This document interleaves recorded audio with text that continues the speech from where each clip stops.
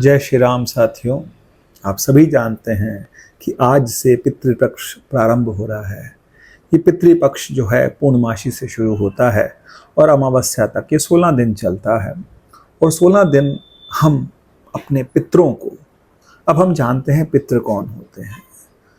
जो शरीर रूप में हमारे साथ नहीं हैं, जो हमारे से पूर्वज हैं, हमारे जो पिता पिता के ऊपर दादा दादा परदादा जितने भी लोग थे, जो भी हमारे वंश के थे, जिनके हम अनुयायी हैं, वो हमारे पितृ हैं। और उन्हीं पितृ के लिए, क्योंकि हम शरीर रूप में, हमें शरीर जो है उन्हीं से प्राप्त हुआ है, ये संसार हमें उन्हीं से प्राप्त हुआ है, इस संसार में हम उन्हीं के कारण आए हैं। और जितना भी ऐश्वर्य, जितना भी जीवन में हमें सुख समृद्धि मिलती है, वो पितरों की वजह से ही मिलती है। तो हमारा कर्तव्य बनता है कि पूरे वर्ष में एक बार पितृ को, अपने जो हमारे जो पूर्वज हैं, उनको हम श्रद्धा सुमन अर्पित करें। जो आज की डेट में आजकल जो श्राद्ध किए जाते हैं, जो बहुत तरह से अलग अलग तरह से श्राद्ध किए जाते हैं, उसके लिए बहुत सारे लोगों के अंदर बहुत सारे अवधारणाएं हैं, बहुत सारी मिथ्या धारणाएं भी हैं, जिसको हम इंग्लिश में मिथ बोलते हैं। श्राद्ध जो है एक श्रद्धा है, जो हम श्रद्धा सुमन है, जो अपने पितरों के लिए अर्पित कर रहे हैं। और सही माने तो श्राद्ध करने के लिए बहुत कुछ चाहिए भी नहीं होता। थोड़ा सा जल, उसमें थोड़ा सा दूध मिला के, तिल मिला के, जौ मिला करके और कुशा डाल करके, और पहली उंगली और अंगूठे के बीच में से तर्पण किया जाता है। ये तर्पण ही स्वीकार्य होता है। ये जो बहुत तरह के हम भोजन बनाते हैं, ये सब वैभव है सबका, सब अपने हिसाब से करते हैं। किंतु जो तर्पण है वो सच में यही होता है। कुछ पिंडदान लोग करते हैं अलग अलग समय के अनुसार, लेकिन ये पितरों के लिए, ये हमारे अंदर श्रद्धा का भाव, क्योंकि यदि हम अपनी श्रद्धा जो होगी हम उनके प्रति व्यक्त करेंगे, तो माना जाता है कि देवताओं से भी ज़्यादा हमारे नज़दीक जो हैं वो पितृ हैं। पितृ हमारे सबसे नज़दीक होते हैं। और ये अनुष्ठान प्रारंभ कब से हुआ, तो कहते हैं जो कर्ण थे, उन्होंने जीवन भर सोना दान किया, चांदी दान करी, उन्होंने बहुत कुछ दान किया। जब ये दान करते रहे, उन्होंने कभी अन्न दान नहीं किया, तो उनसे उनके पितृ खुश नहीं थे। जब वो मृत्यु के बाद स्वर्ग में गए, मृत्यु से पहले भी भगवान कृष्ण ने जब दांत मांगा, जब उनसे सोना मांगा या उनसे दान मांगा, तो उन्होंने दांत दिया धो करके, और वो भी सोने का। जब वहाँ गए तो उन्हें प्रसाद रूप में, भोजन में उन्हें हमेशा सोना चांदी ही मिलता था। तो कर्ण परेशान हो गए, कह रहे ये क्या। तो उनको बताया गया कि आपने कभी अन्न दान किया ही नहीं। तो फिर वो दोबारा इस संसार में आए और उन्होंने फिर बहुत तरह से अन्नदान किया। 16 दिन के लिए आए और 16 दिन करके उन्होंने अन्नदान किया, और अन्नदान करने के बाद फिर उनके पितृ उनसे खुश हुए। तो हम यदि अन्न हम किसी को खिलाते हैं तो उससे क्या होता है, सामने वाला तृप्त होता है। लेकिन जब सामने वाले की आत्मा तृप्त होती है, सबकी आत्मा एक है, तो वो हमारे पितृ के लिए हम जो किसी को कुछ खिलाते हैं तो वो श्राद्ध ही माना जाता है। कई लोग किस तरह के जो शारीरिक रूप से या फिर मानसिक रूप से या फिर किसी तरह से जीवन में संपन्न नहीं हैं, उनकी मदद करते हैं, यह भी श्राद्ध है पितरों के लिए। तो कुछ ना कुछ जरूर करना चाहिए। एक तिथि होती है, जिस तिथि पर किसी का देहावसान हुआ होता है, उस तिथि पर ही श्राद्ध किया जाता है। और श्राद्ध ऐसा नहीं है कि साल में एक ही बार होता है। श्राद्ध बहुत तरह के होते हैं, कम से कम 12 तरह के श्राद्ध माने गए हैं।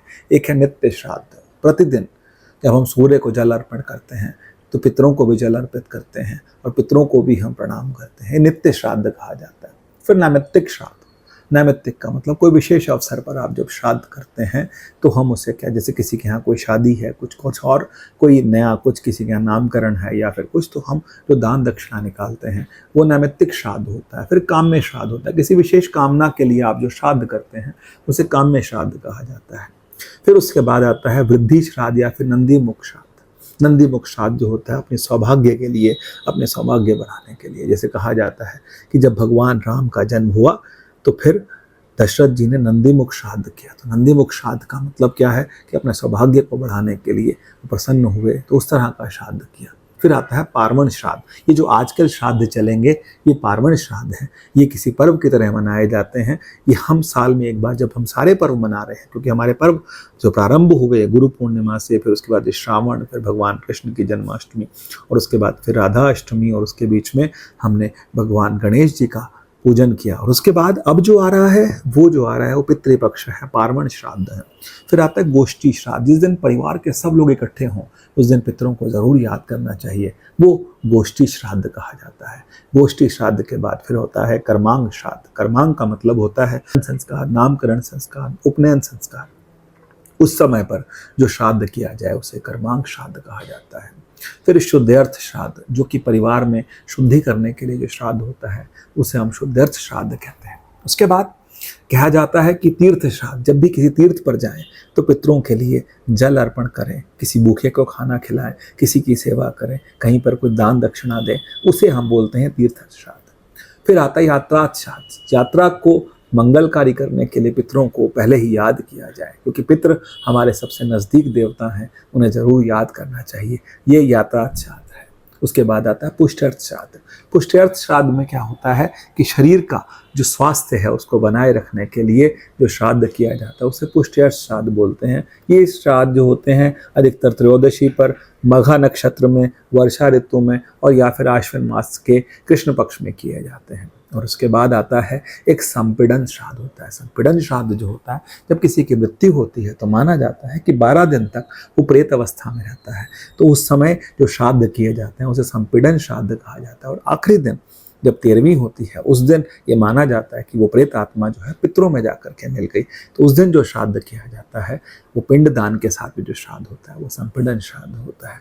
इन चीज़ों से, इन बातों से आपको कहीं दूर नहीं जाना, क्योंकि पितृ हमारे जीवन में हमारे साथ हमेशा हैं। पितृ हमारे साथ क्यों हैं? क्योंकि हमारे नस नस में, रग रग में उन्हीं का खून है, उन्हीं का सब कुछ है, उन्हीं का दिया हुआ सब कुछ है। तो उनको श्रद्धा सुमन अर्पित करें, फिर देखें आपका जीवन कितना खुशहाल होता है, आपके भाग्य की, आपकी बुद्धि की, आपके जीवन के, आपके परिवार की कितनी वृद्धि होती है। जय श्री राम।